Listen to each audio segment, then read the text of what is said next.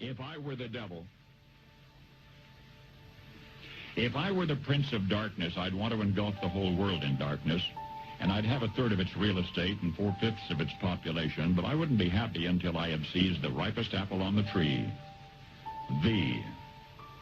So I'd set about, however necessary, to take over the United States. I'd subvert the churches first. I'd begin with a campaign of whispers. With the wisdom of a serpent, I would whisper to you as I whispered to Eve, do as you please. To the young, I would whisper that the Bible is a myth. I would convince them that man created God instead of the other way around. I would confide that what's bad is good and what's good is square.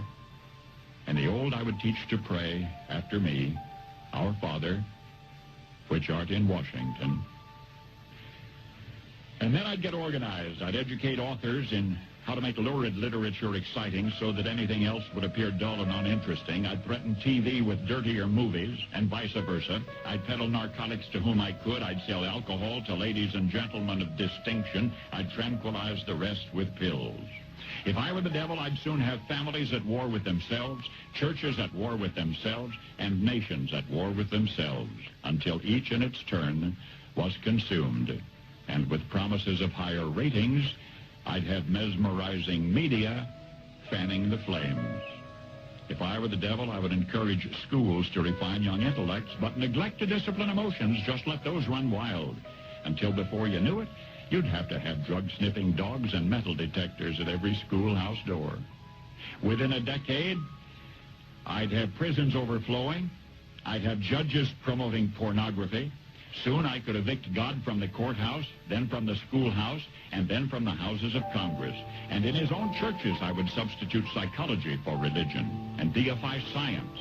I would lure priests and pastors into misusing boys and girls and church money. If I were the devil, I'd make the symbol of Easter an egg and the symbol of Christmas a bottle. If I were the devil, I'd take from those who have and give to those who wanted until I had killed the incentive of the ambitious. And what'll you bet? I couldn't get whole states to promote gambling as the way to get rich. I would caution against extremes in hard work, in patriotism, in moral conduct. I would convince the young that marriage is old-fashioned, that swinging is more fun, that what you see on TV is the way to be. And thus I could undress you in public, and I could lure you into bed with diseases for which there is no cure. In other words, if I were the devil, I'd just keep right on doing what he's doing.